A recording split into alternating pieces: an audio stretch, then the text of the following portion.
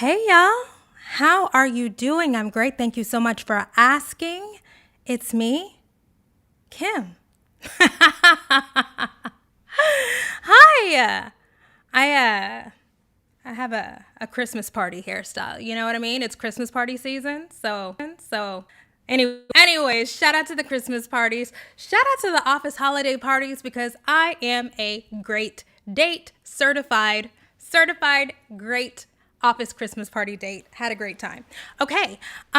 We are here today because I wanted to follow up on the last video that I did, the last live stream, which is called, it is a clip from a live stream that was primarily about Rihanna and Keke Palmer and the kind of gross conversations that their pregnancy announcements have elicited from my people.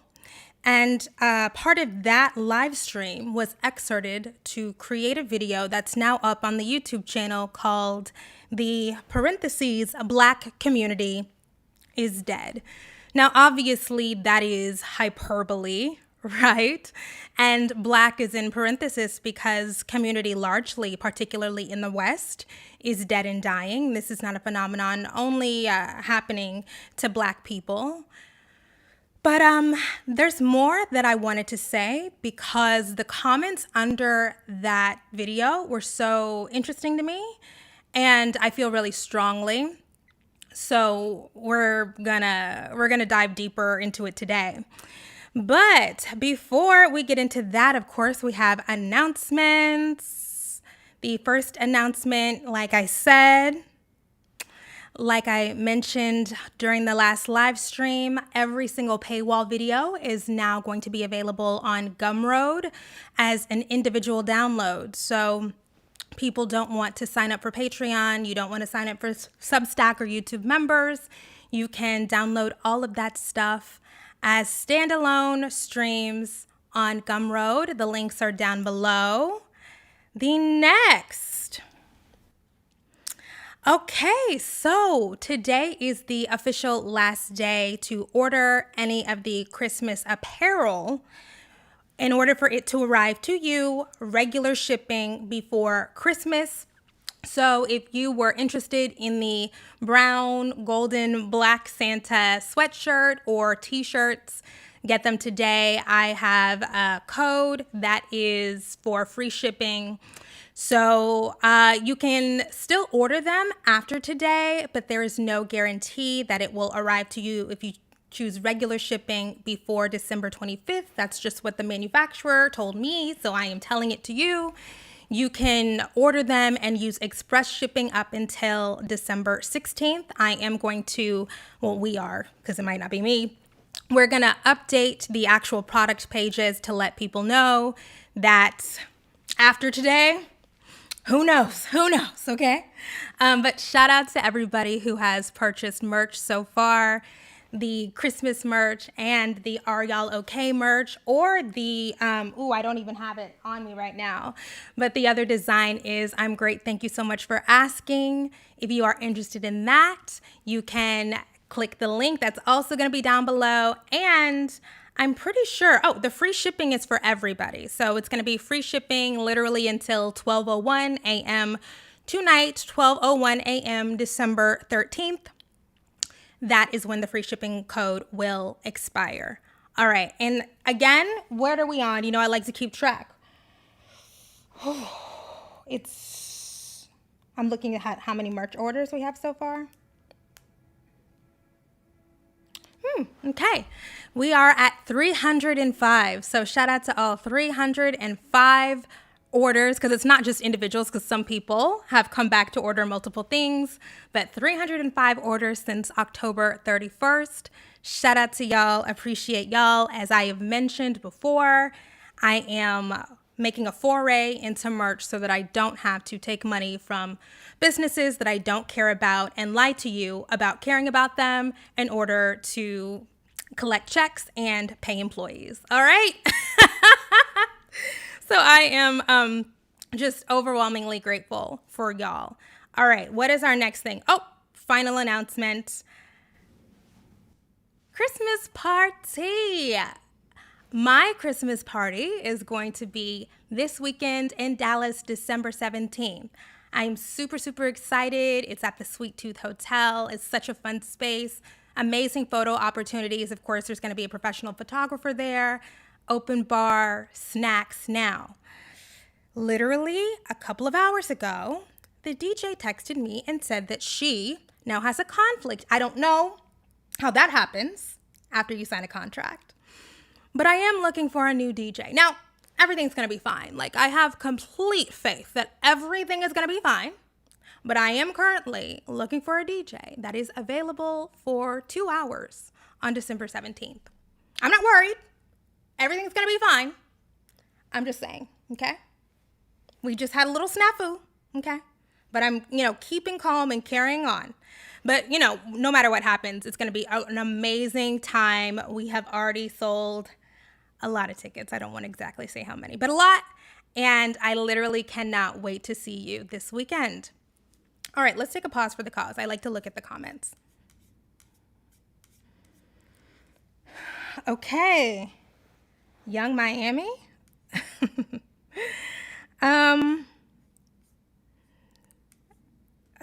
Please make Are Y'all Okay jumpers in other colors. I want one, but have too many gray sweatshirts. Oh, they're available in lots of other colors. So if you click the merch link, kimberlyinfoster.com/merch, I think they're actually available in 6 other colors other than the gray.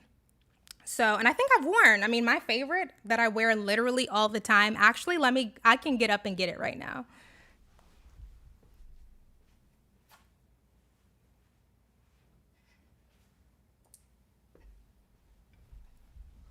Baby, when I tell you that I freaking wear this all the time, it's sick. It's disgusting, but that's easily my favorite color, the dusty rose. All right, are we ready to get into it?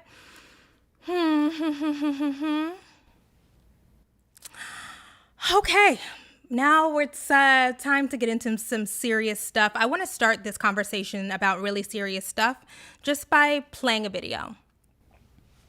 How we planned our wedding in 1 week.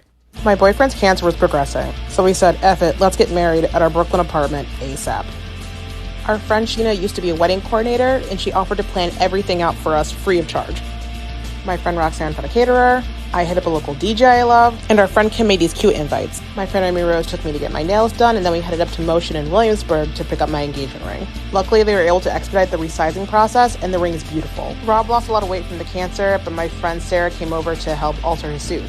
Ordered our wedding cake from Costco, friends came by to spruce up the place, pick up our wedding band from Midtown, and supply plenty of booze. Our friends helped set up some rental furniture, helped spruce up the yard, basically making everything very pretty. My mom and godmother helped me pick out shoes, and everything was getting set. On the day of, my friend and makeup artist Molly glossed my makeup, which is great because I can only do a cat eye. One of Rob's law school professors hooked us up with event designer Peggy Kosh. He and his incredible team set us up with these beautiful floral arrangements. Look at that. Then it was wedding time, rush, get ready, and here I am. Somehow I didn't fall. Despite the circumstances, the day was absolutely beautiful. Friends flew out on a week's notice to come celebrate us. And yes, we were lucky enough to have friends in creative industries, friends who could pay for photographers, friends who could make a Costco cake look like that. But I want to emphasize that this was a community effort. Friends helped pick up dry cleaning. Friends helped organize our furniture. Friends helped move boxes and let us borrow equipment. Our community showed up for us at a dark time. That's the only way this was pulled off. Wow. So I follow Ashley on Twitter, and I literally remember the day that she tweeted out that her long-term boyfriend had been diagnosed with cancer a couple of years ago now. And a couple of months ago, in October, she tweeted out this video of she and her boyfriend, or actually fiance, deciding that the prognosis that he had was it was looking really bad. So they decided to, in a rush, put together a wedding to make sure that they could be married before he died. And when I saw that video, I literally, I'm an HSP, a highly sensitive person, so it doesn't take a lot for me to cry. But that's probably one of the most moving things that I have ever seen. Um, okay, nope, I can't. I'm sorry, my makeup is looking too good. I'm sorry. Vanity is gonna win. But when I talk about the necessity of community and what it really means and the difference that it can make in somebody's life, I think that perfectly encapsulates it. And undoubtedly, Rob and Ashley could count on all of those people because were great active members of their community. There is no doubt in my mind that the reason why so many people were willing to, at the last minute, drop everything and pitch in and offer their services, offer their expertise, offer their time and care and support because they had given things.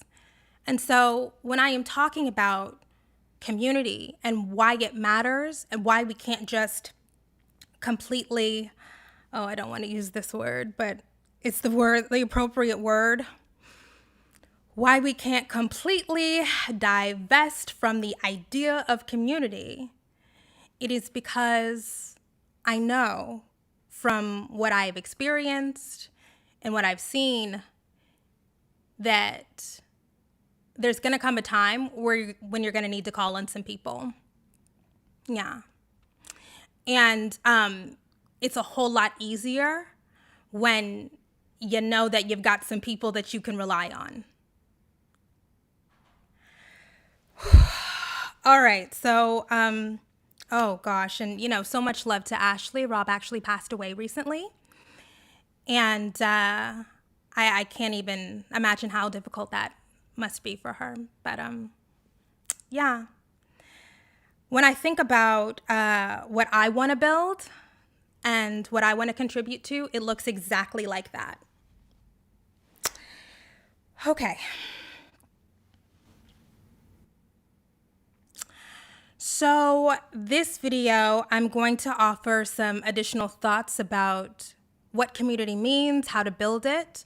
I am going to respond to some of the critiques that I saw under that video and some critiques that people sent to me via DMs on Instagram and Twitter.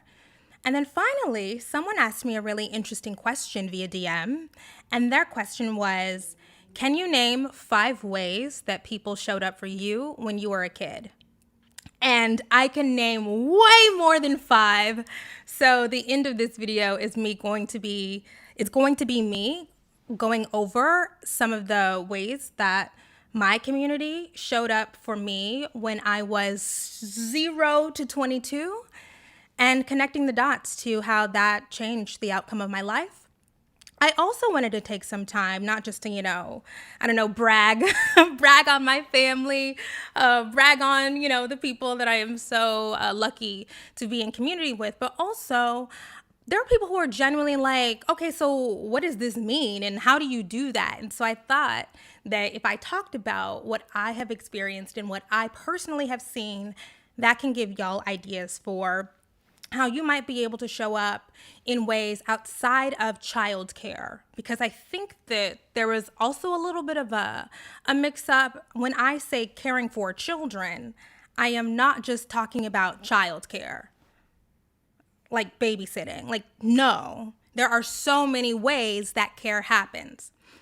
I also want to underscore that when I'm talking about vulnerable populations, yes, children come to mind immediately because I've always heard that it's easier to help children than to fix broken men. That was a bad paraphrase, but y'all have heard it, right? It's easier to support children than to fix. I don't know. Who said that? I almost feel like it was Du Bois, but probably not, right? Anyway, somebody said that. But people have also talked about elder care. Absolutely. Another extremely vulnerable population that needs extra support, but also that kind of support that we offer elders generally is reciprocal, right? You are helping to offer care, offer time to people who have cared for you or cared for others. Oh, I'm sad. I am sad. That makes me sad. Oh, I can't. I'm sorry. Okay. Okay, wait. I'm sorry. Just give me 1 second. Um, I want to start off by saying that there are, when I said, the Black community is dead, I also have to be clear that I recognize that there are many Black communities. There is not one single unified Black community because of all kinds of things.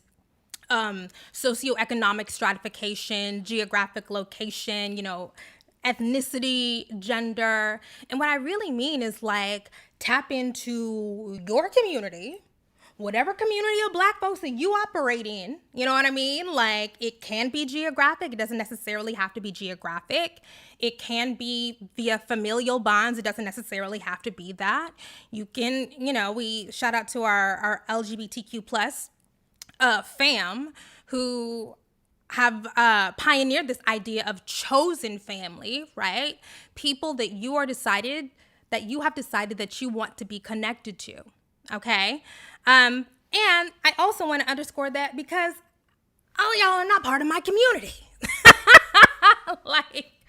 Oh wait. I was like, when reading those comments, I was like, whoa. Let me be clear. All y'all are not part of my community. I don't claim you. One, I don't want to be in community with bigots. I'm sorry. That's a really big thing for me. Two, there are other ways that so many people with whom I share a racial identity, our values don't align, or, just the way that we navigate in the world don't align. Every progressive is not in my community. But, it's to underscore that you just can't do any of this solo. There is no way that you can navigate the world healthily and happily on an island. Not possible. So, tap in somewhere. Shout out to Sweetie. All right. The other thing that I thought was really fascinating about some of those comments was it seems to me that advocating for the interest of children would be so obvious that to go deep on why it matters would be redundant, but apparently not, which is it's fascinating to me.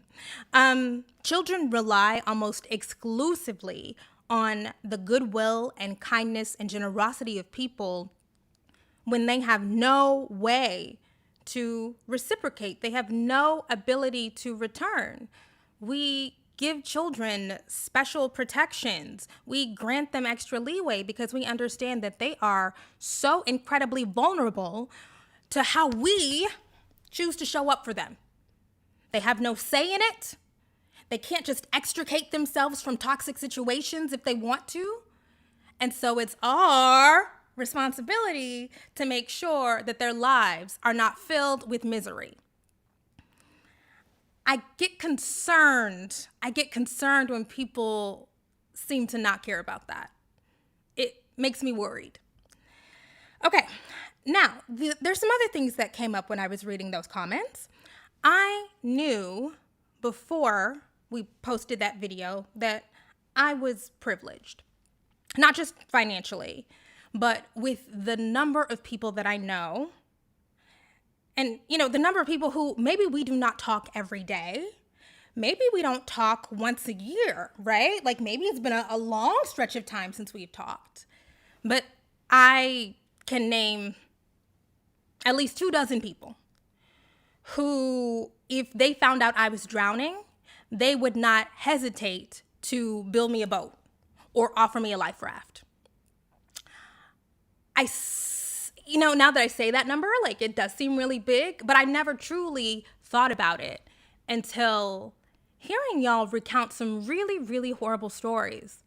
I did not expect there to be so many people who, after I said, y'all, we got to care for these kids. We got to make sure they're okay.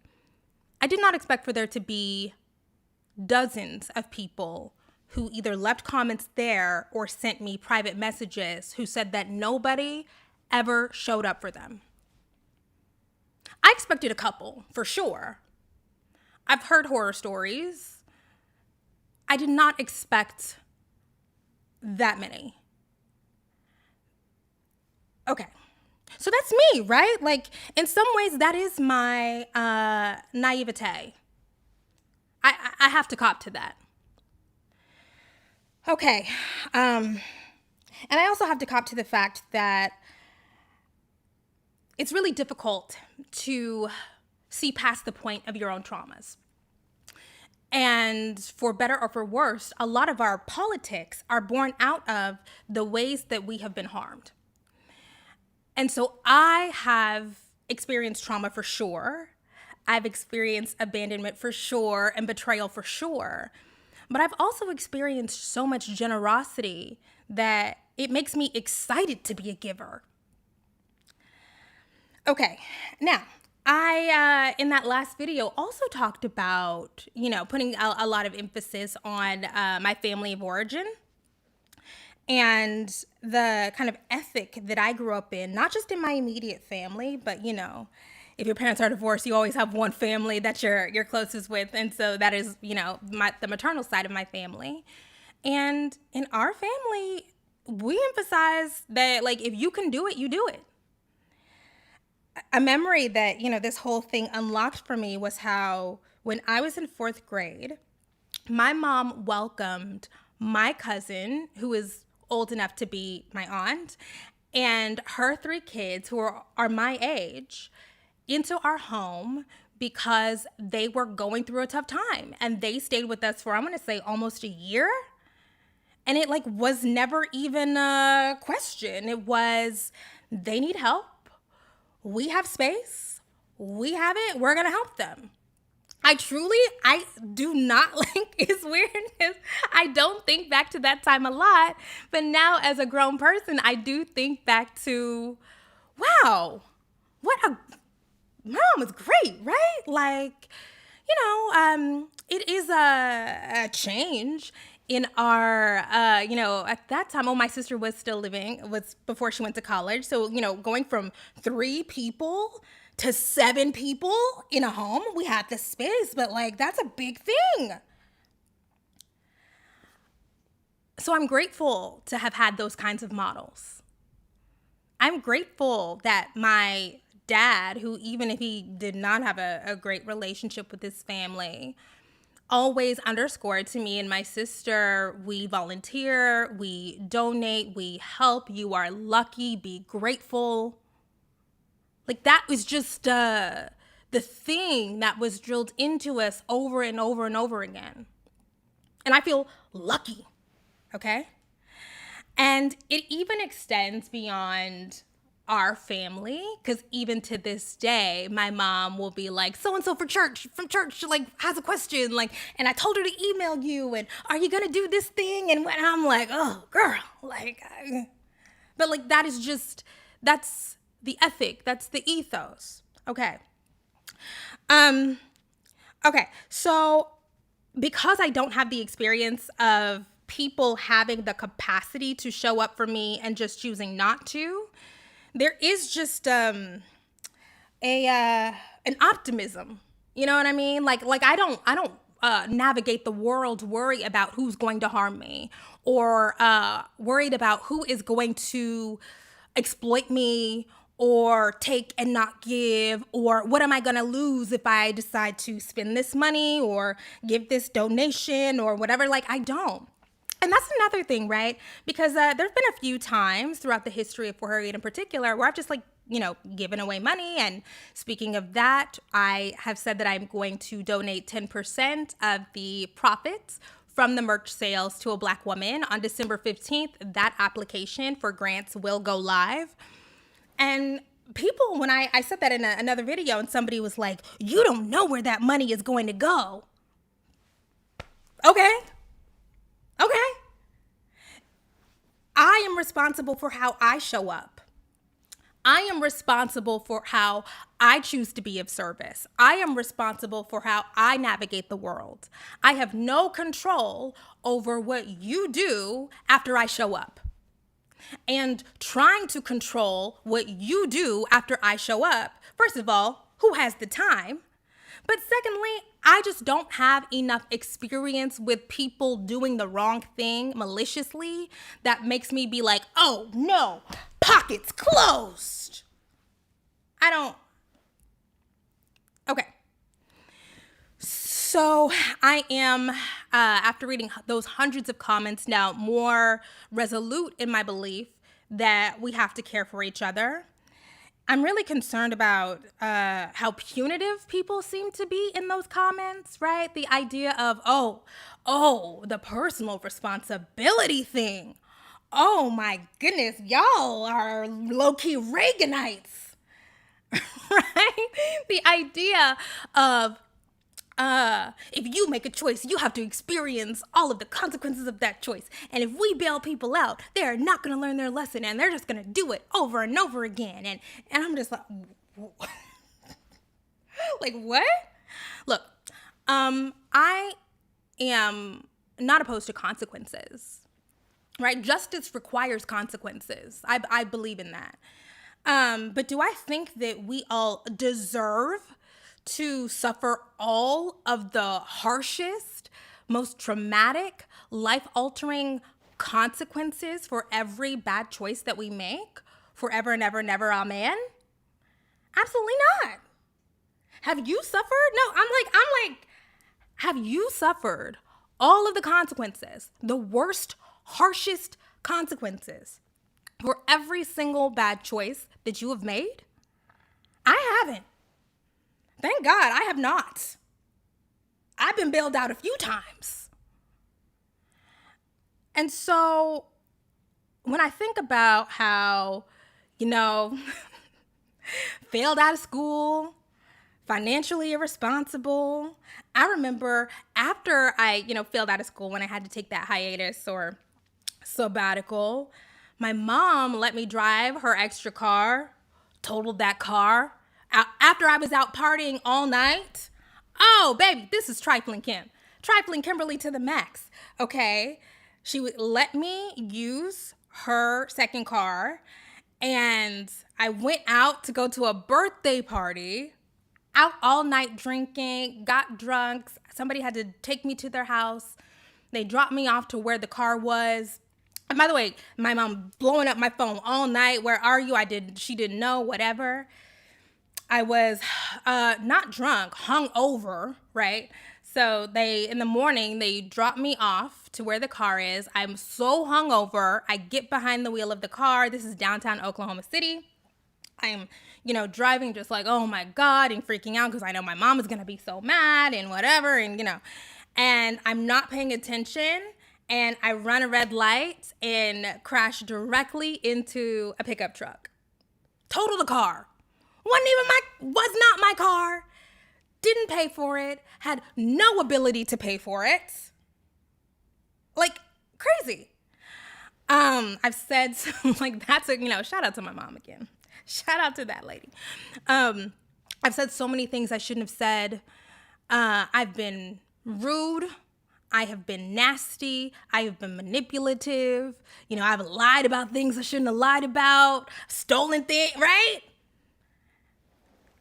But it was the grace and generosity of people who could have chosen to do a different thing.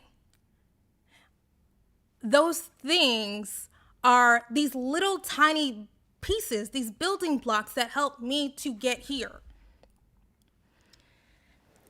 And I realized again and again that, our ability to navigate bad choices is completely dependent on the soundness of your support system. I have, for over a decade now watched, first it was 16 and pregnant, and then it turned to Teen Mom and whatever. And something that I noticed years ago was, all of these girls have made the same bad choice, right? They all made the same bad choice, got pregnant super, super young. But some of the girls thriving, flourishing, living great lives, happy, healthy families, married.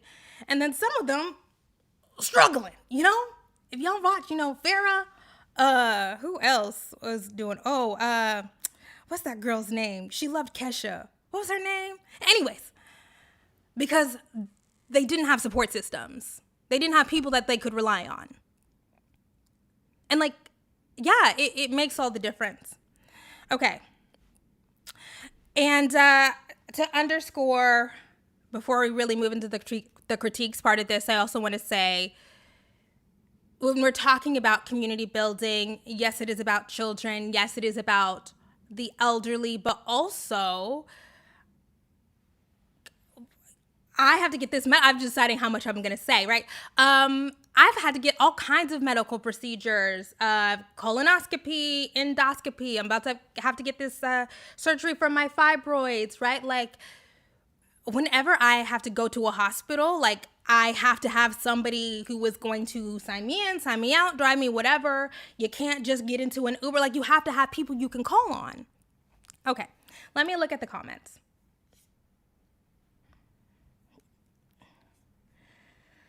Whew. Janelle is, oh my gosh, she was like, I have to go to the Kesha concert. I have to go. Okay, yeah. Okay, Teen Mom is great. Okay. Does community require means? I know we as a people are resourceful. However, I also know that we all don't have the capacity to provide support. We can't afford it. Yeah, I'm going to get into this because support is not always financial. Do you mean that we can't always afford it via time or money? Because the other thing that I think is, oh, okay, wait, where are we going to? Okay, we'll get into that later. Okay.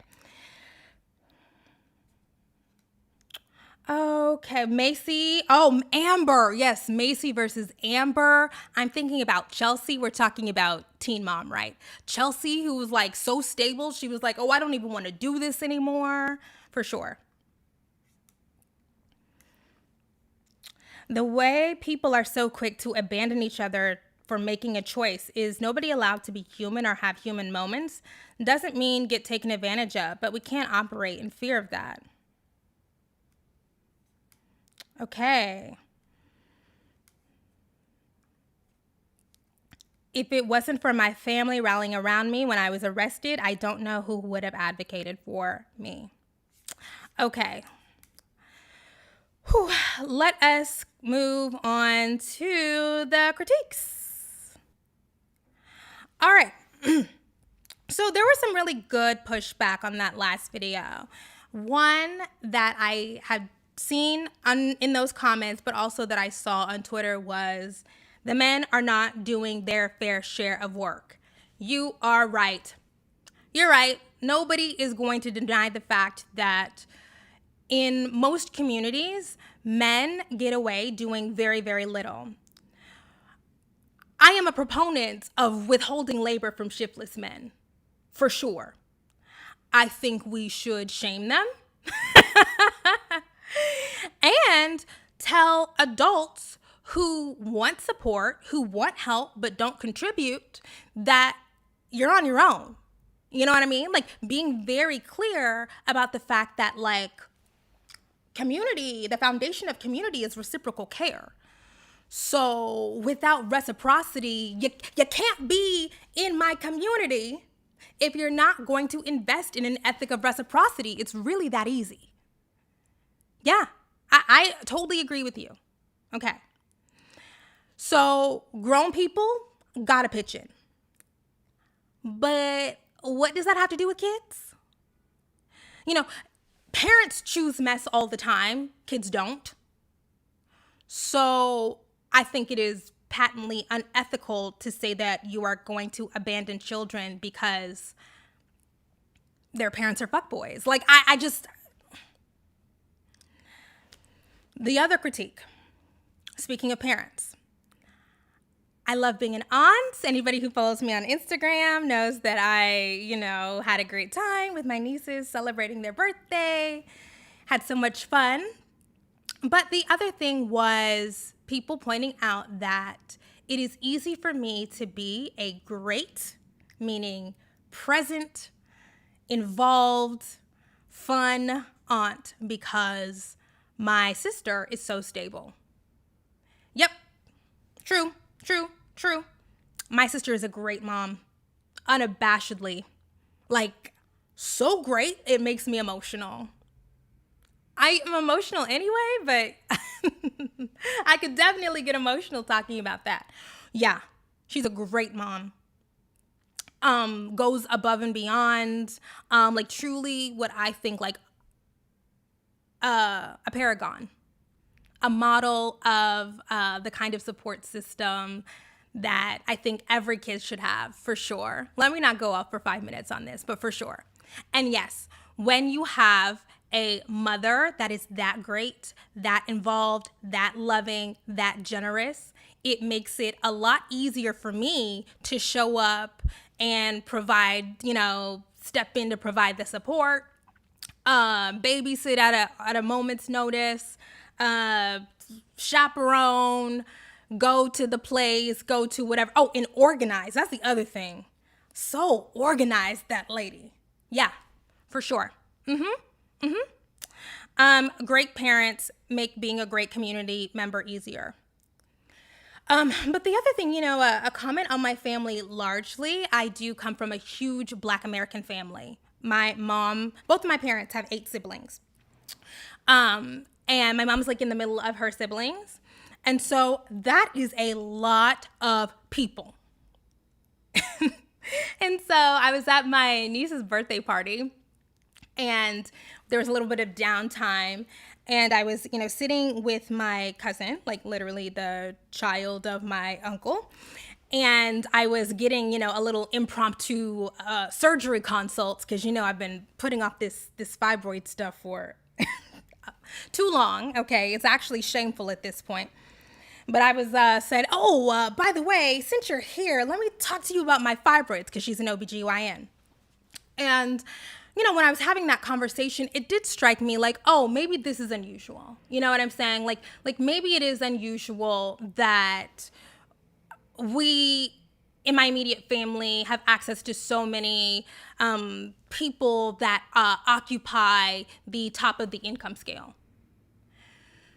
But then, I did take a step back and, I really thought about the fact that, yes, we do have an above average, especially for we are descendants of enslaved people, 100%. We might have above average representation at the top, but it's not concentrated there. I have people in my family that span every part of the income scale, from, MDs and PhDs and multiple degree holders to people who have been incarcerated for a decade or more. Because that's Black American life. And so, yeah, the average wage earner in, my family, on my mom's side, it's definitely right around the median. And so we learned, again, this is an ethic thing, that no matter what you have, you show up in the capacity that you can show up. It is not just those of us who might occupy the top of the income scale, like giving. It's everybody giving what they can and getting when they need. And so, yeah, the resources part is important, but I really do believe that it's also the ethic part. Because I've received a lot of help, a lot of care from people who are average earners or below average earners. A lot. Life altering, path, transforming care. Okay. And the other thing is, I do have to say, like, what makes it like so interesting to me is, thinking about the background, right? That like my mother, both my parents grew up in poverty, but like real old school, you know what I'm saying? Like Jim Crow poverty. Like I was thinking earlier today about stories that my mom would tell me about how when she was a kid, when she was little, like elementary school, she was afraid. She would be afraid to get up and go to the bathroom in the middle of the night because she didn't want to accidentally step on one of the rats running around the floor of her home.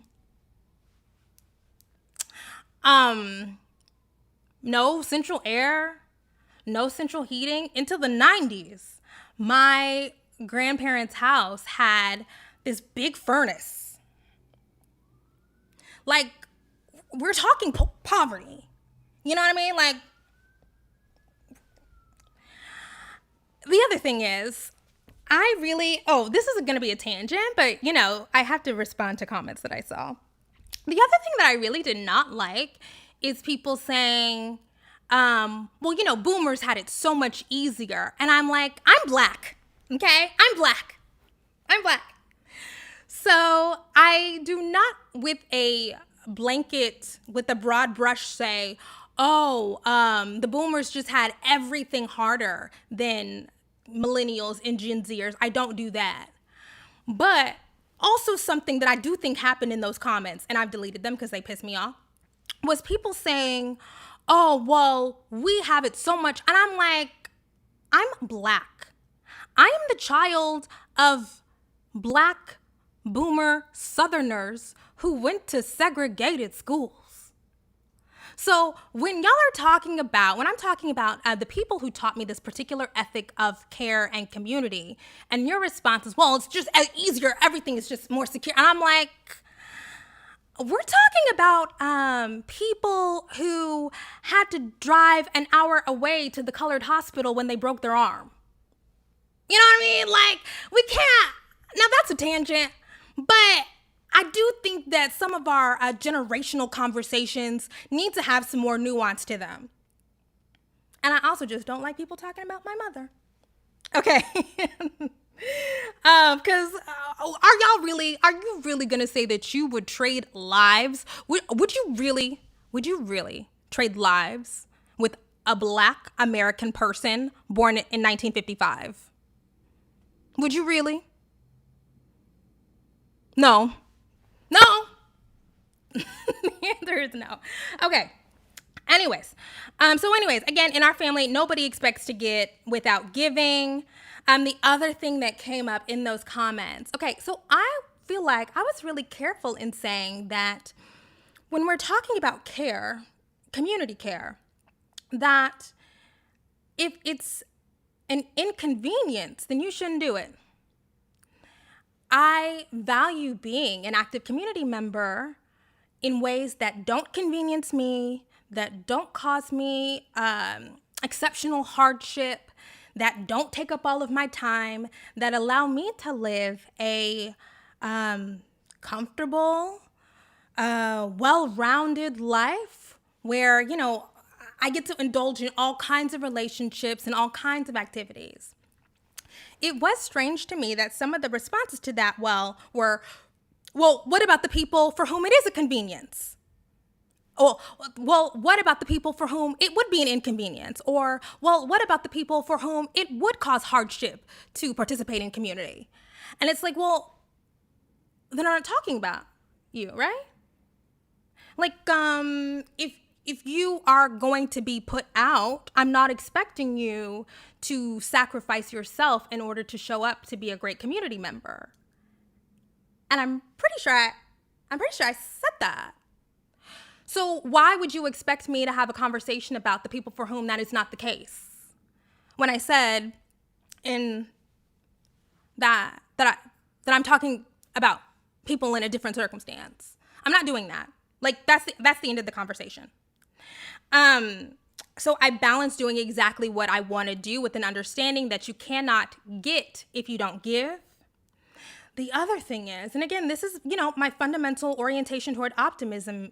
I do not ever believe that giving in the ways that I desire to give and the ways that I am most comfortable is going to inhibit me from being successful. There's no part of me that thinks that giving, showing up, participating, offering care is going to stop me from becoming a self-actualized person, from growing into the person that I was meant to be, from realizing my full potential. That does not ever cross my mind. And if there is an option, right? Like if the option is, okay, sacrifice yourself or your dreams or your livelihood, or show up. That would be really hard. I think the only people for whom I might make the sacrificial choice is for my nieces. But even then, I'm like, you got other people. So it's just this general, I I think it was useful for me to go through those comments because I just am unfamiliar with the level of paranoia. You know what I'm saying? Like it's paranoia masked as self-preservation. Okay. What else? Oh, two more things on this. The other thing is, it is not always easy to find community. And once you find it, there are often barriers to showing up. For sure, for sure. So I want to sign up to be a part of Big Brothers, Big Sisters of North Texas. And weeks ago, probably a couple months ago now, I went to the orientation. It was a Zoom orientation. So ready, so excited, so prepared. And I was so sad to learn that if you don't have a Texas driver's license, then you are limited to doing like a really narrow kind of program that's only aimed at older kids because they have to do some kind of background check. And it's like, well, you can't do a background check with my Oklahoma driver's license? And it's like, no, you can't. And I'm not prepared to give up my Oklahoma driver's license. I'm just not there yet. And so, yeah, that leaves me at an impasse, but I did feel like, oh, that is such a bummer that I am a person that has more time than the average person, that has a lot of resources, that it is that bureaucracy, you know, the red tape stuff that is preventing me from really being able to participate in this way that I thought, oh, this is great. So for sure.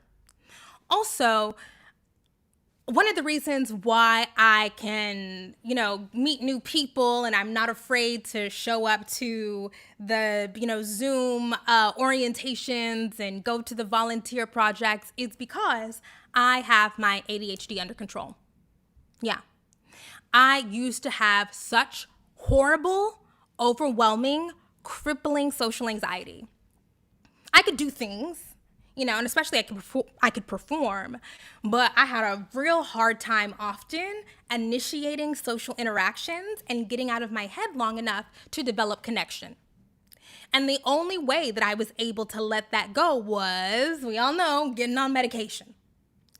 If you don't have access to great quality healthcare, if you don't have access to a great, you know, medical support team, because, you know, I'm just thinking of, you know, those nurses that went viral talking about their icks in labor delivery. Like, if you don't have mental health care professionals who you can trust and feel safe with, and then, you know, being able to afford the meds and all that, I completely understand how mental health, you know, untreated or, you know, your neurodivergencies and all of that stuff, how that can be a really an insurmountable obstacle to creating the kinds of connections that you need to sustain yourself, but also opening you up to be able to offer support and care to other people.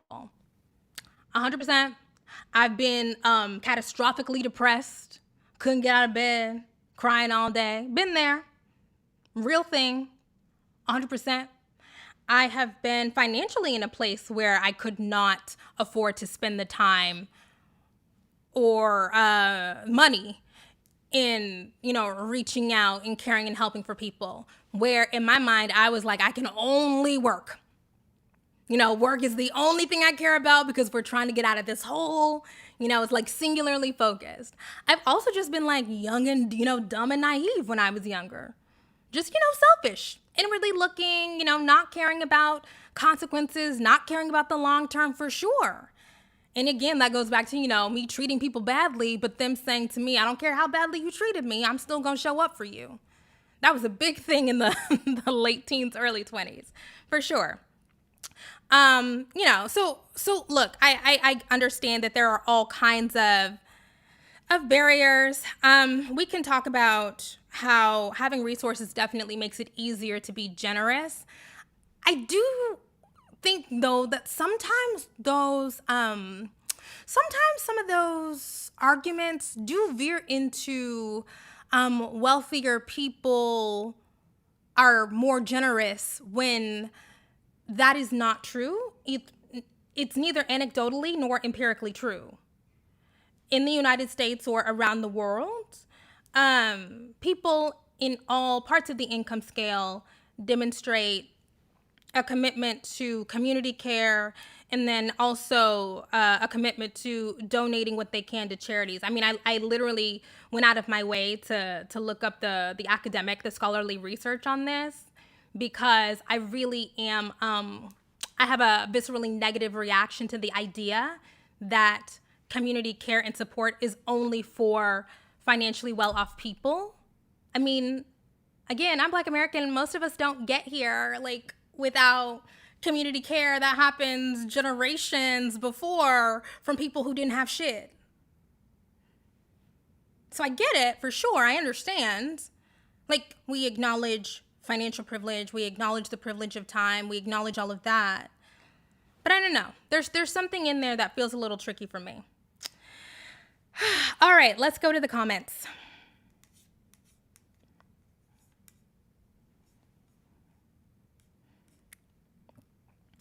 My ADHD meds have been a lifesaver. I can do things without breaking myself down or picking myself apart, but the social trauma associated with ND sadly doesn't go away easily. Okay. My ministry is to help the community, but being able to decide how you're going to do that is up to you, opposed to being guilted into supporting dysfunction. Who is trying to guilt you into supporting dysfunction?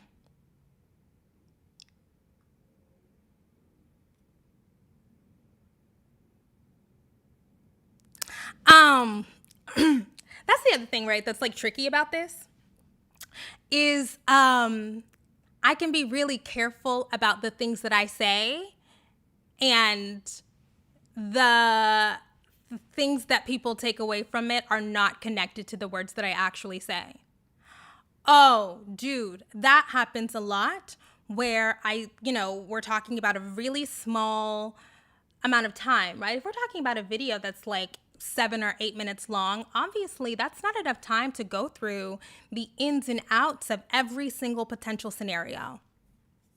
It's just not.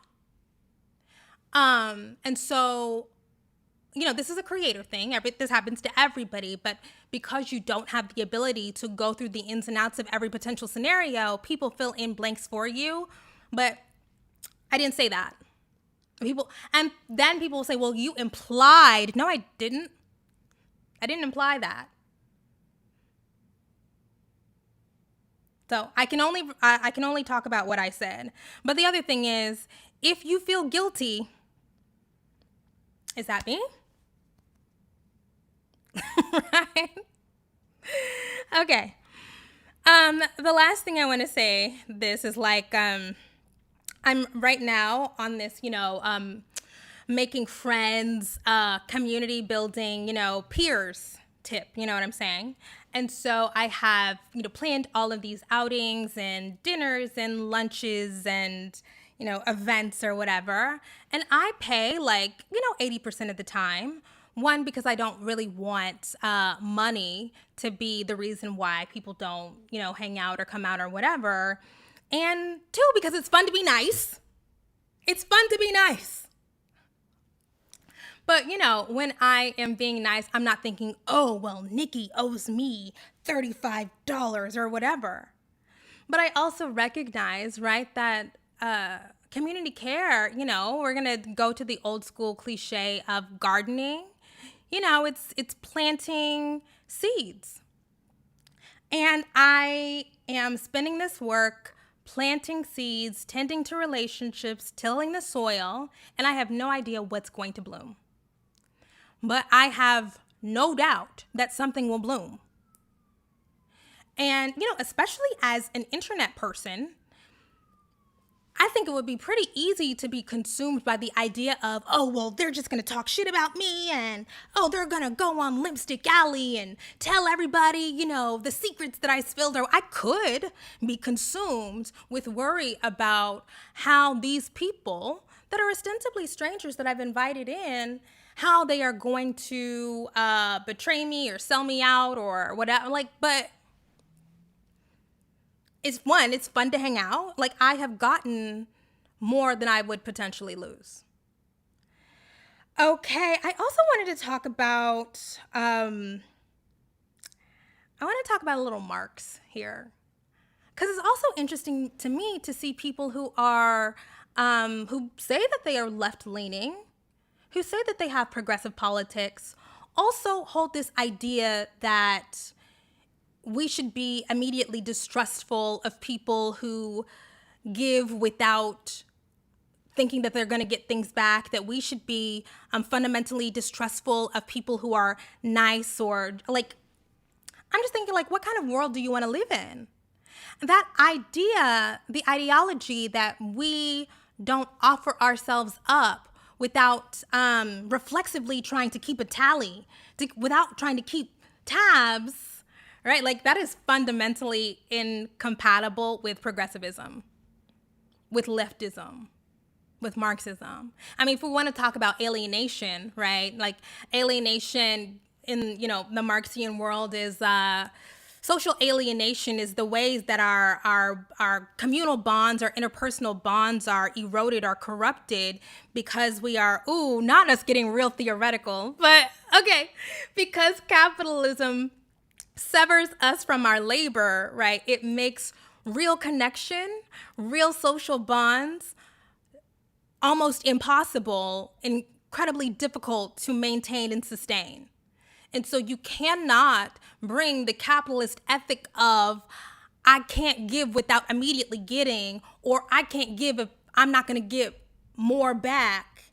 You cannot bring that into your interpersonal relationships and expect to be, according to the leftist theory, you can't. Okay, finally, let's get to the healthcare part, okay? Because when I am talking about this and I'm hearing, Black women in particular and single Black women devalue the need for community, I get really concerned because that's a suicide mission. That is the opposite of self-preservation and self-care. Look, I love being, a great community member. It's fun to be nice. It's fun to, give things away and whatever. But also, I know as a childless or child-free, unmarried person, I simply am not going to be able to live a happy, healthy life with no community connections, with no bonds. If there's nobody who's looking out for me, I literally will not be able to sustain myself. And money can't buy that. You know what I'm saying? Like, you can't farm people in. Okay. So, that being said, I wanted to talk about this from the New York Times. Okay, so this is from an article called, How Loneliness is Damaging Our Health.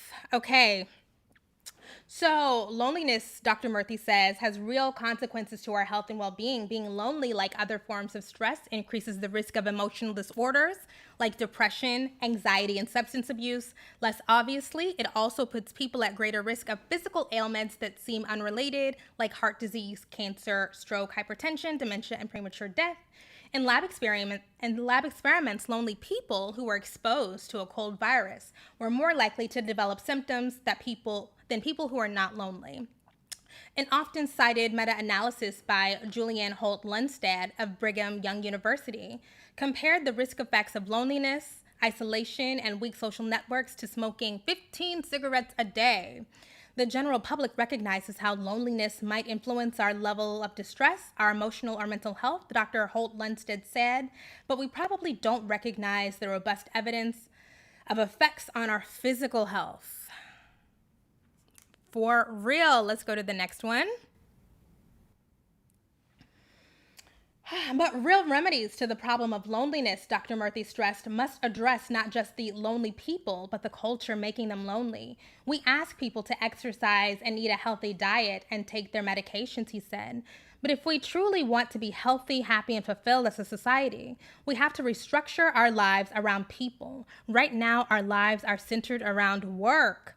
From the Surgeon General of the United States, this is a moonshot call to reverse cultural patterns that are decades in the making and that profit some of the nation's biggest businesses. Okay. And so there's a book about how in the United States generally, cultural ties and community have been eroded. Okay, let's skip to the bottom. Dr. Murphy's moonshot called for a complete shift in societal priorities. But the alternative, he said, is literally killing people. Connected people live longer, happier, healthier lives. So a shift is in order, starting in our homes and workplaces. Absolutely. I think that's really important. Okay, so one of the reasons I've said this, that I moved to Dallas in May 2020, is because I recognized that I was getting really freaking sad living in my apartment and not regularly seeing people, hanging out with people. And so I wanted to, because I wasn't doing well, make sure that I was putting myself in a position where I could see, hang out, hug, laugh with my mom, my sister, and my nieces. It absolutely probably saved my life, saved my mental health at the time, and has given me since the opportunity to go even deeper. I am happier than I've ever been. I haven't said that, but I am happier than I've ever been, more content, because my social networks are good. And outside of family, my social networks are good. And so I understand the instinct to say I am going to wall myself off from even the possibility that somebody's going to take advantage of me. I am going to do whatever I can to protect myself from people coming in, fucking up my mental space, you know what I mean? Ruining my mental health. I totally get that. But also, your mental and physical health are inextricably linked to the number and the depth of connections that you have in your life. You know, we've seen over the past couple of years, the rates of depression and anxiety among every demographic. Doesn't matter the age group, doesn't matter the race, doesn't matter the culture, particularly in the West, okay? You know, skyrocketing suicide rates. Oh, I should trigger warning, sorry. But yeah, like that's a real thing. And so I just think that maybe, you don't want to hang out with kids. Okay, fine. You don't want to help old people. Okay, fine. But I am saying that if you are a Black woman, and particularly if you are unpartnered and you do not have children, you need to be thinking a lot about how you're going to supplement those bonds that our society is built around in order to sustain yourself, right? Our society is built around woman marries man, has children, and those people take care of you for the next 30 or 40 or 50 years of your life. We still have not adjusted to the different ways that people are building community, the different choices that people, particularly women, are making. I mean, there's a reason for that, right? Because they're trying to force us into making those very traditional choices. But if you are going to opt out, you have to be thinking, have to.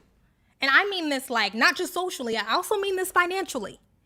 You have to be thinking about how you're going to supplement the expectation that there's going to be people at the end to subsidize your lifestyle, people at the end to take care of you. I literally cannot stress this enough. I spend a lot of time thinking about 33-year-old Kimberly is good. Is 73-year-old Kimberly going to be good? All right, that is that. Okay. Yeah, the data is in. Connection and relationships are the key to happiness. Okay, finally.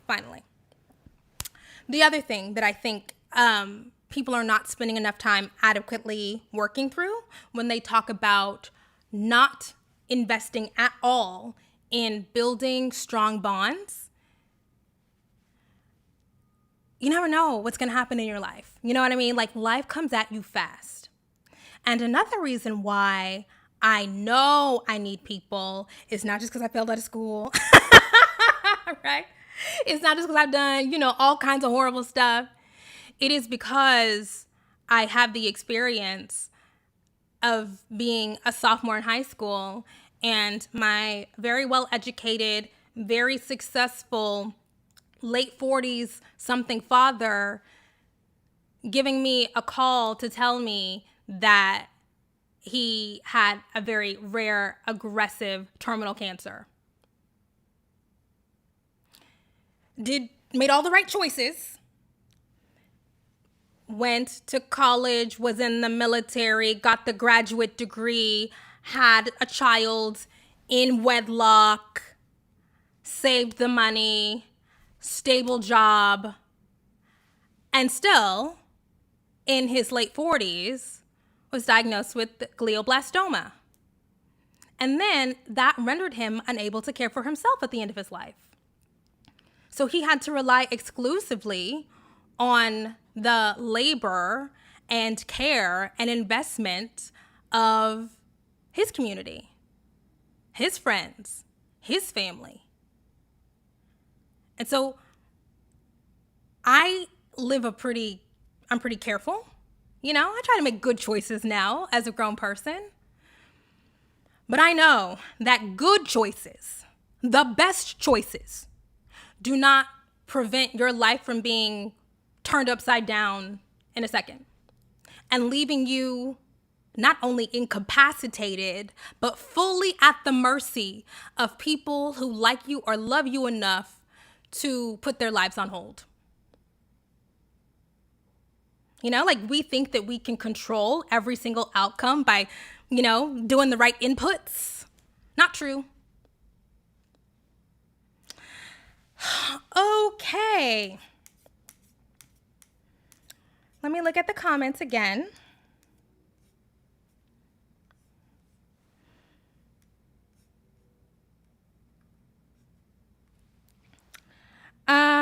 I will say this, I'm happier alone than in my relationships, not gonna lie, but I love being around my friends and god babies and nieces and nephews. Yeah, but those are relationships, right? So, if you love being around them, then those are your relationships. I'm not talking about just romantic or whatever. Like, your relationships to children are relationships, right? Okay. I'm getting into volunteer work. I realized I've isolated myself a little too much the past couple of years. Love that for you. Okay. It's really hard coming out of loneliness. I'm 28 and I broke up with my BFF when I was 19, and I haven't been able to build a solid community since then. I'm trying hard to find hobbies to socialize, and that is real. Look, I also think another way that I am incredibly fortunate is if I say, hey, y'all, does somebody want to hang out with me? Like, somebody will, tweet me or text me or, whatever, and say, yeah, because we have this, parasocial bond that turns into a real life bond. That is a point of privilege for sure. But as I've said before, and I feel this way not just about the romantic stuff, I feel this way about every relationship. I know for sure. What do I know for sure? That if you show up, someone will meet you. Like, I'm 100% sure. Now, is everybody gonna meet you? No. There have been many times when I've showed up and people did not meet me. But if let's say 10 times, right? If I'm showing up 10 times, somebody meets me 6 out of 10, 7 out of 10. And that 6.5 out of 10 is enough to keep me going. Okay.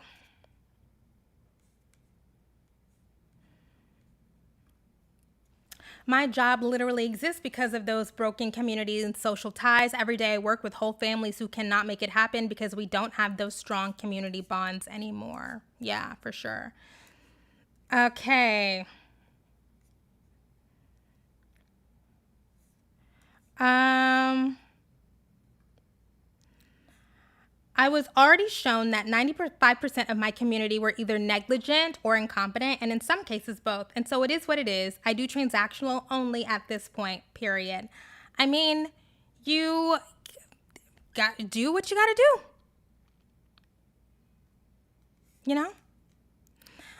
I think you do what you have to do. I think that there's always a possibility that things happen and put you in a position where you literally cannot transact, though. Like, that's my only thing.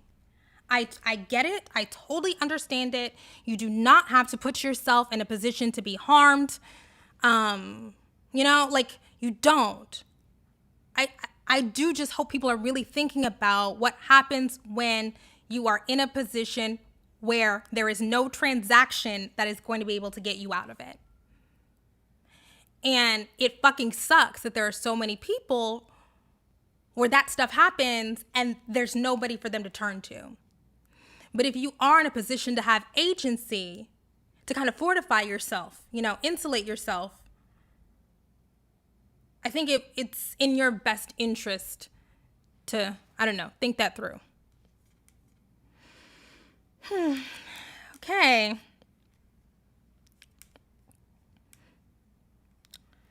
Okay. I might be jumping ahead, but did the article highlight any positive resolutions? Because this is also a conversation about wealth and resource and the time that affords you to build strong networks. The positive, yes. So that was Dr. Murthy, like that was his whole thing, that really addressing this crisis of loneliness in the United States. This is an article from April 2022, that addressing the crisis of loneliness requires not only individual action, but it would require the restructuring of our society. That is basically what he said.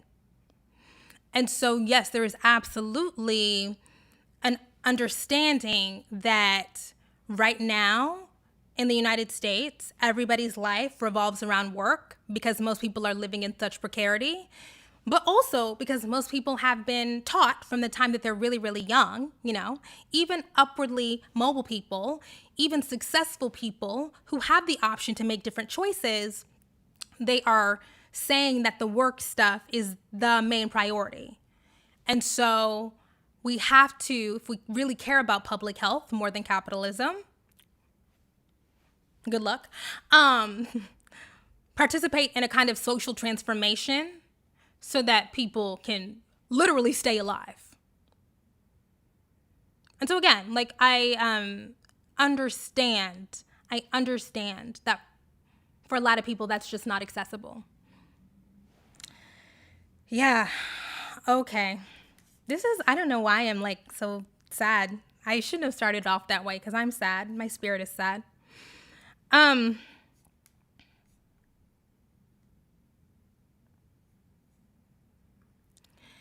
Being independent is very exhausting. I'm begging for community at this point. I also don't like accepting help from vulnerable people like elders and poor people. I don't know, just so hard. Yeah, it is hard.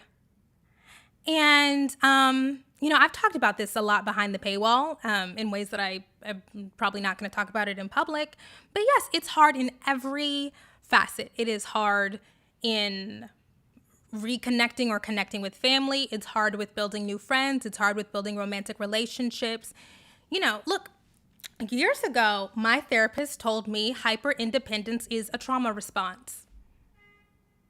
You feel like you can't depend on people, or people don't. I used to have this idea of nobody understands me. I'm Enneagram 4. I used to feel like nobody understands me. They don't get me. They're judging me. And I had to get out of that script. You know what I'm saying? And then, again, with the help of trained mental health care professionals, her going through, but what about this person? When they did that for you, they were showing care. Now, they might have been showing care in the exact way that you want, that you've expected, But they were showing care. They were doing the best that they could. And what about this time? Oh, this person, she hurt your feelings and that was wrong, but she was showing up in the best way that they could, you know? And so really, truly working through those traumas, when I am talking about my family of origin, I am not trying to say that everybody is perfect. That when people have shown up or thought that they were helping, that they always did it in the healthiest way. No. Okay. No. But I am saying that they showed up. That now 33-year-old Kim can look back and say, whoa, you took time out of your life to show up, to give me what you could. All right. Finally, we're going to get to the examples. Okay. Whew. I hate when my therapist makes a point. Yeah.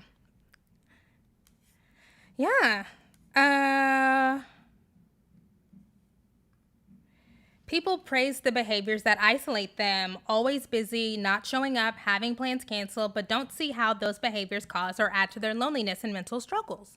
Yes, I think people praise it and society praises it. Again, these are things that I've talked about because I've shared the intimate details of my life so often in public. But, I used to be a workaholic.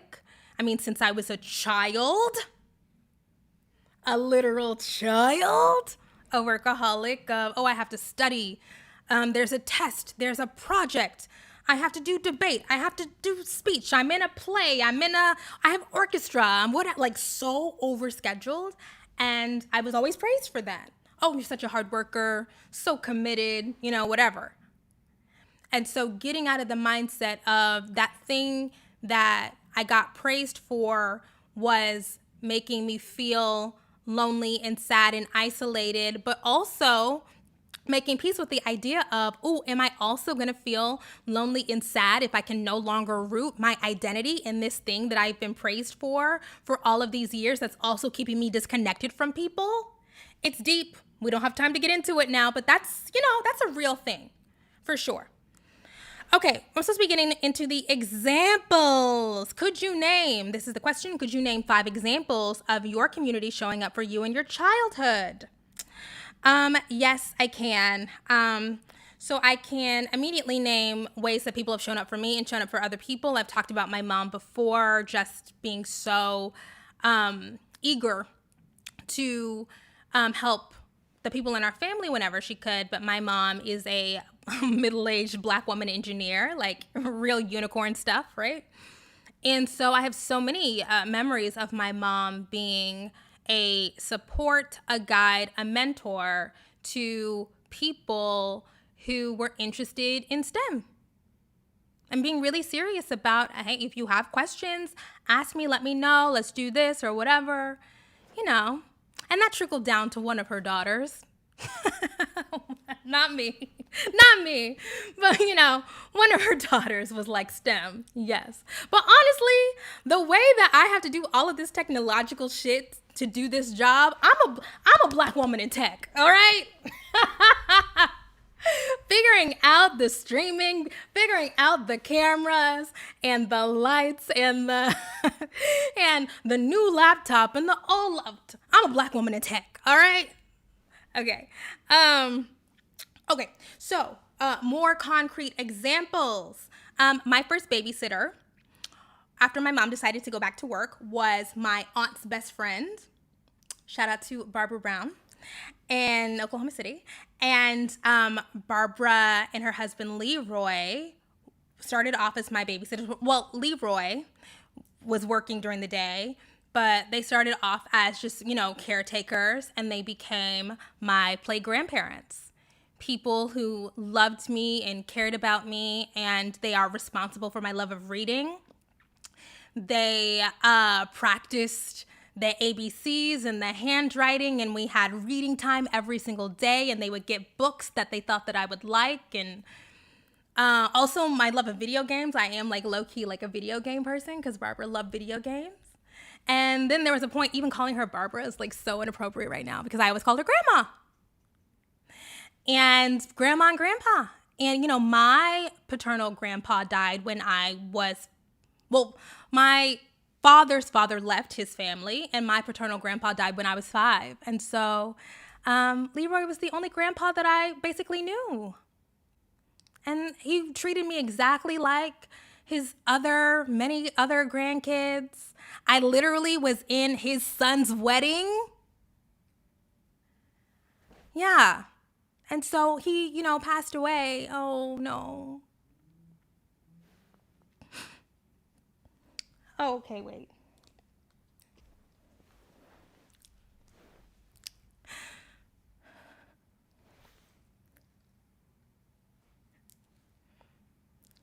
Okay.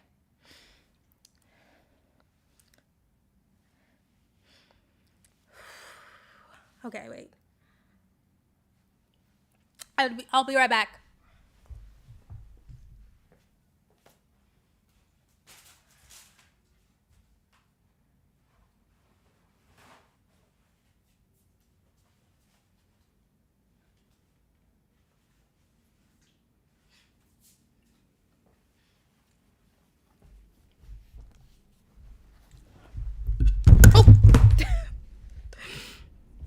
Oh.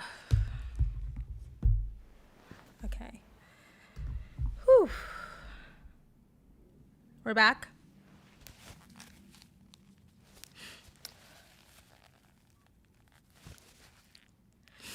Anyways.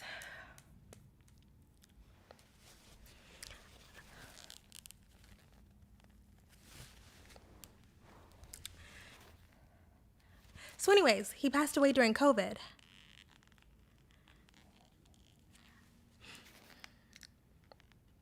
And they had a Zoom funeral. And one of my cousins was there. And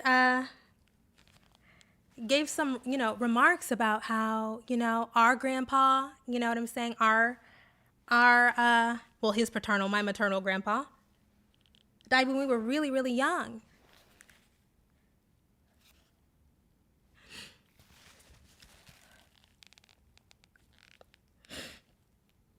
Oh. And they were both just so generous with us. Okay, wait. Okay. I have a lot to get through, so we have to like...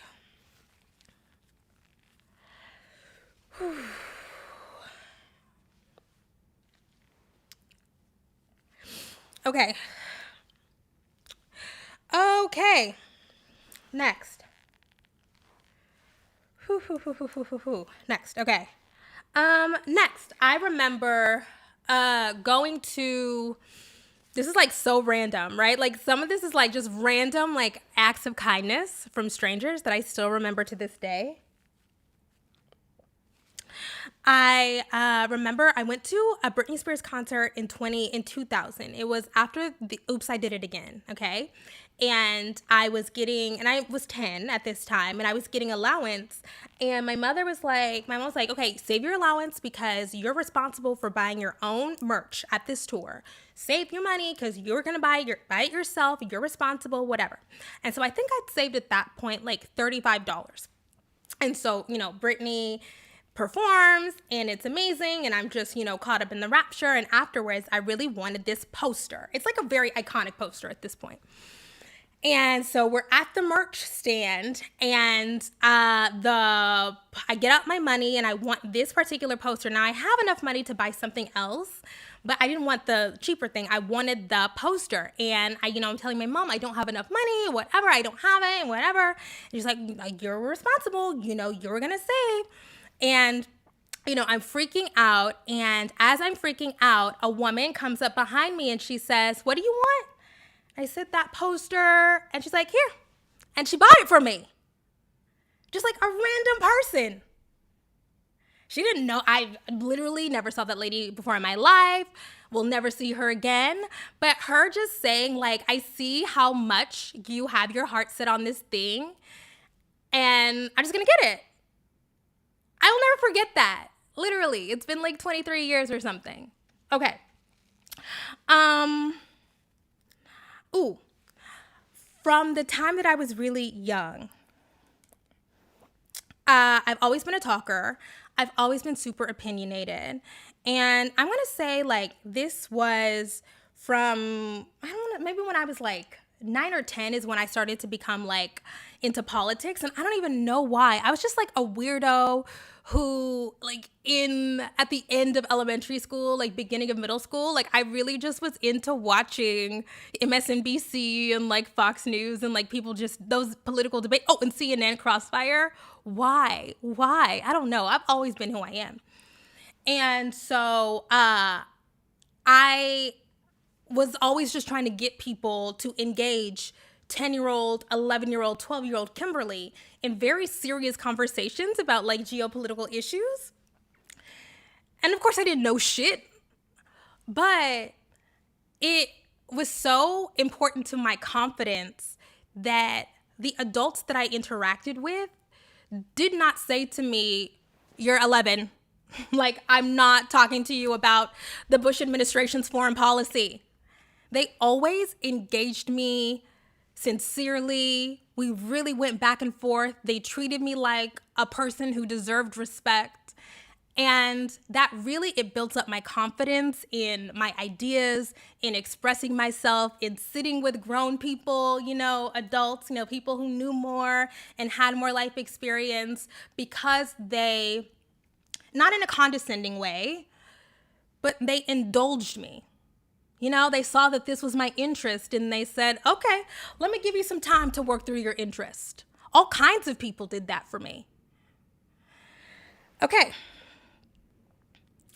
Next, my mom had to travel a lot because she, hardworking career lady. And so anytime we were out of town, somebody had to watch us. So a lot of times it was me and my sister, who is almost 8 years older. So sometimes it was family, and sometimes it was one of her friends, and sometimes it was somebody at church, and they were very gladly, invited us into our homes and make sure that we ate and got to school on time and helped with the homework. Like, so many people all the time, Okay. I grew up in church. Next. And again, I already said I'm a talker, but I also love to read. Shout out to, grandma and grandpa. And there were so many opportunities for me to do things at church. Bell Hooks has talked about how, though we understand church for many people is a incredibly repressive, and their memories tied to church are traumatic, but what Bell and I had in common was that church being one of the first places where all kinds of people said, "Oh, you're good at this. You're smart. You're a great reader. You're a great talker. Oh my God, it takes so much guts to get up in front of how do you do that? Oh, you're going places." I got so much affirmation from so many people as a kid. People I didn't know, like randomly, like they would just come up to me and be like, "I see you."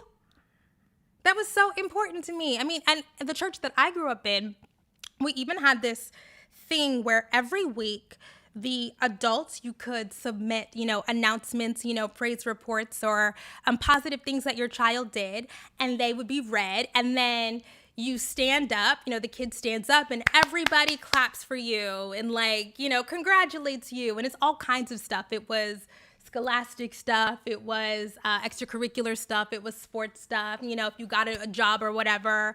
And that was just really important. Now we can also talk about, how I learned to live for the claps, but I can also tell you, I do not get here doing this without so many people from age 9 or 10 saying, "Oh, you're good. Oh, you are so funny and charismatic and you're such a great talker. And how did you do that? How did you learn that?" Look, people, are always low-key trying to, fuck with me about my confidence. I have an unshakable confidence about this. Nobody is ever going to be able to tell me that I'm not good at this. Because from the time that I was a little kid, all kinds of people said, oh, wow, you're special. So attack something else. Okay. So in high school, I also have some church trauma. There was a group of girls who like were just not fucking with me at all, okay? And I remember, and they were mean. And I did feel, I was getting self-conscious about it. Like, why are they mean to me? And I remember one day getting an email from a woman at my church, and she told me, I see what's happening to you, and it's not you, it's them. And I understand that it is painful and they are mean, but just know, like, you're gonna get the last laugh. It is not right what they are doing. If I see it, I'm gonna step in. And her just sending that email and saying, I see you, this is not right, you're gonna be okay, let me know if there's some way that I can help. When that was something that I wasn't even talking to anybody about. You know, she saw, you know, kind of the bullying and said, no. She didn't have to do that. It was just an email, right? But it really, you know, when you're a kid, you want people to see you. Okay, so of course I have to shout out both my middle and high school theater/speech coaches who basically turned into surrogate parents, who we spent so much time together, and they affirmed me not only in my talent, but I also spent a lot of time with both Sandra Parker in middle school and Katherine Johnston in high school, just crying about, I'm sad, I'm stressed, I'm overwhelmed, I'm gonna have a mental breakdown, you know, like, you know?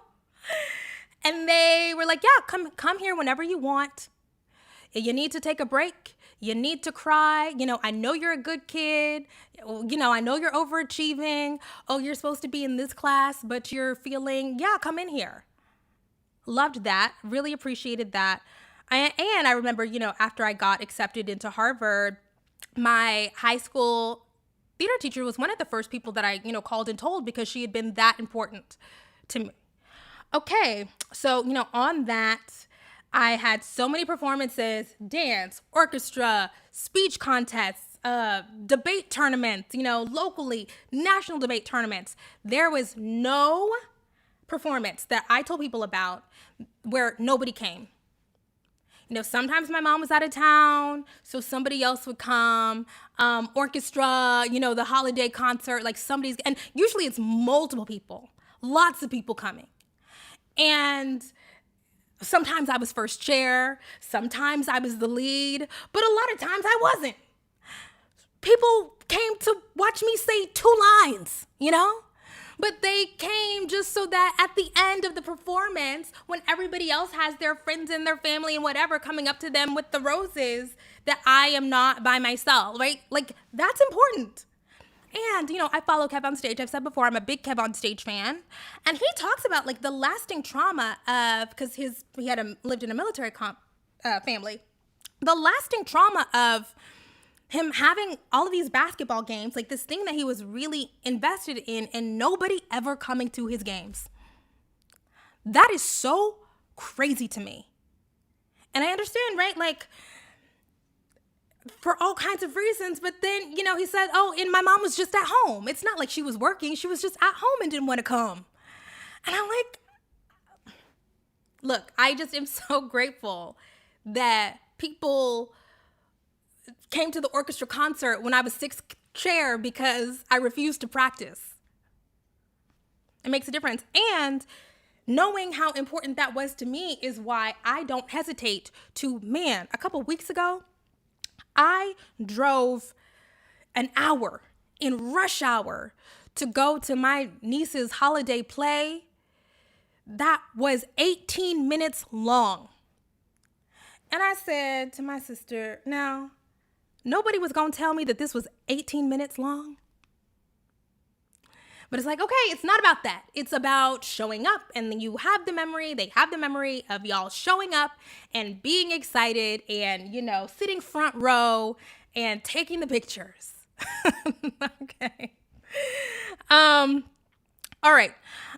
So we've already talked about how my father had an aggressive brain tumor. He was diagnosed with it when I was in high school, and that left him incapacitated. And I participated in a debutante ball. I know this is real bougie shit, but whatever. Sponsored, sponsored by AKA when I was in high school, right? And it was a debutante ball slash, it was like a scholarship pageant.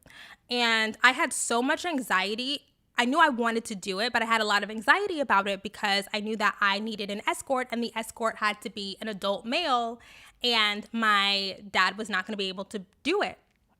And so I was just so, had so much anxiety. And I finally, asked my uncle, who he has, 2 kids, he has 2 sons, and he did it. And he, stepped in and came to the rehearsals every week and rented the tux and learned the dances and, all of that, so that I didn't have to feel, left out by asking a stranger. Oh, I'm sorry. I'm just like, I must be PMSing. Man, I also talked to my cousin about this too, about how how having fibroids changes your hormones. Anyways. And then, that same uncle, okay, so after I graduated, I, was working a shitty job and I didn't have any money. I was broke.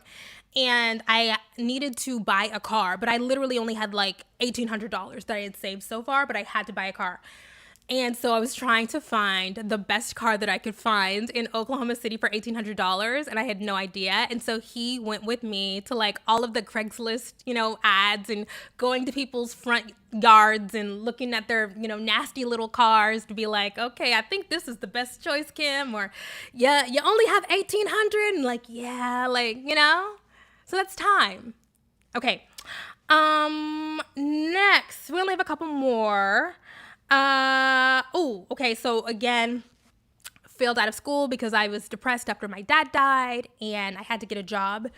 And I remember somebody at my church being like, oh, he worked at the bank, and he said, oh, come to the bank, I'll get you a job.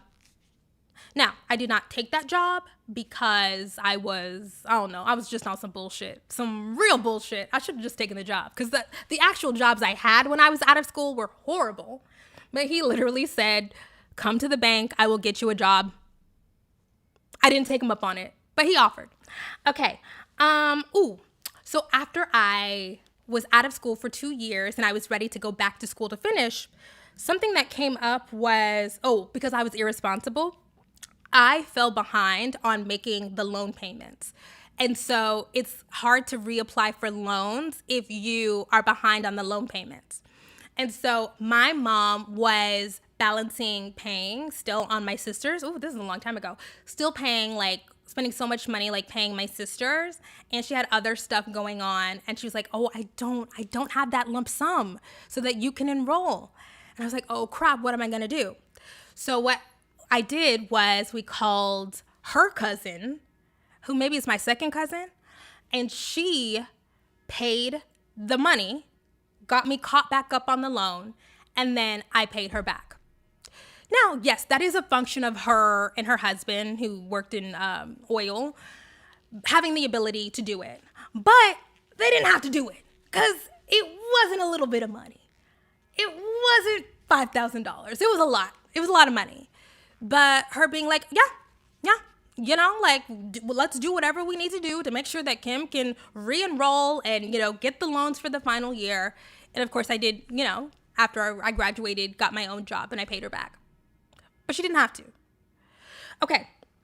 I've already talked about how in that interim, after I failed out of school, my mom, so when I failed out of school, I lived for 2 years in my mom's house, rent-free. Freeloading like a motherfucker, for sure. And then after I went back to school and finished, my mom was like, we don't have a healthy dynamic, so I don't think that you should live here when you come back. Because I knew I was going to move back to Oklahoma City because I wasn't going to get a real job. I was going to work on for Harriet. I knew that in my mind, but I didn't tell people that. So that's why I moved back to Oklahoma City. And my aunt said, okay, you can move in with me. And I paid her, I don't know, maybe $200 a month. When was that? 10 years ago? 11 years ago? But yeah. And she also like let me use one of her cars. Okay, I keep saying one of, and I know that that sounds away, but it was a shitty car. It was, Okay. Yeah. Okay. So anyways, so those are like the big things that stand out for me for like, ways that really, have left really long lasting impressions for how adults said in my childhood and in adolescence, like, let's help you through this tough time.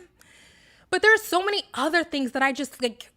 It would take me so long to go through all of them. The random, money. We have an aunt. She passed away a long time ago, auntie. And, she would give, all the grandkids like $2 each or whatever. People slipping me $5 or $20 or whatever.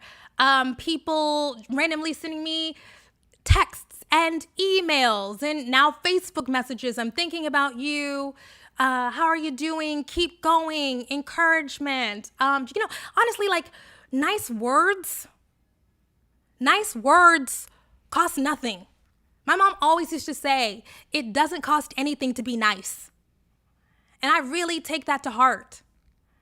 Because there have been so many times, I can even think about, I forgot this. This is so important.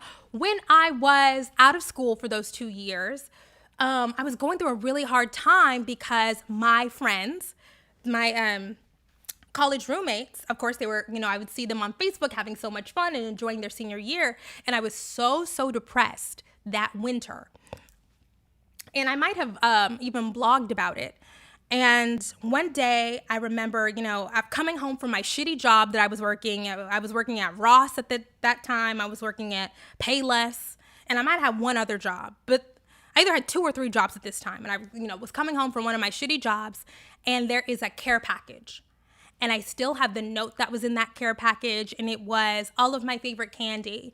And it was my college roommates.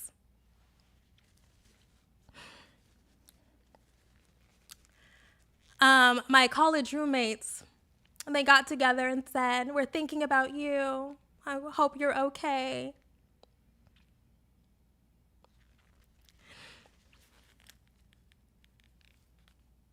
Right? And those are kids, right? We were 21 at the time, 20. So anyways,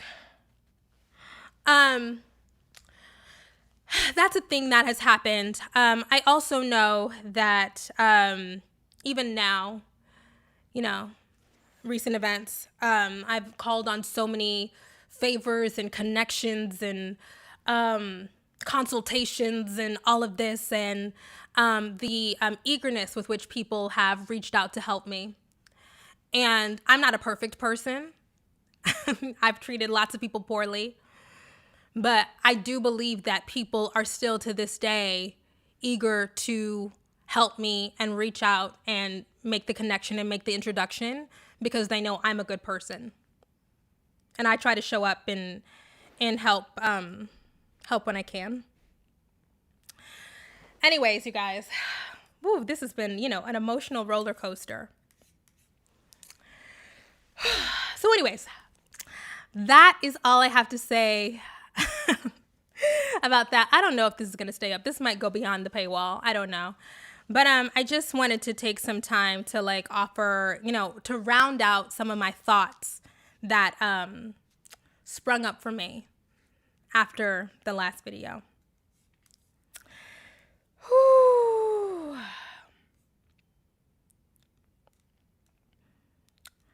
Okay, Kim is such a human. I am a human. Now, that is phenomenal. Young folks don't do that. When I was in college, I had an uncle that would call with kind words of encouragement. It really meant a lot. Yeah.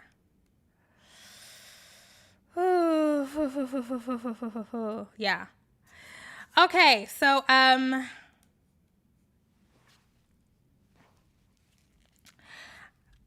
I understand why you feel that way now, seeing how you were brought up. I wasn't brought up that way, and I'm the worst for it. Yeah. So, taking time to really, go through my life, look closely at all the interventions that people made on my behalf, whether or not I deserved it, whether or not I had the capacity to return the kindness or even say thank you. It makes me know for sure that the right answer is always going to be kind.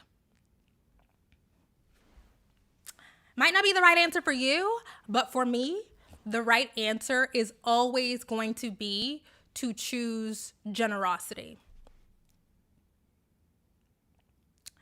And I hope that we can, and being intentional about making those choices and centering that kind of ethic, I hope that those of us who opt in can create more humans who believe that that is always the right answer.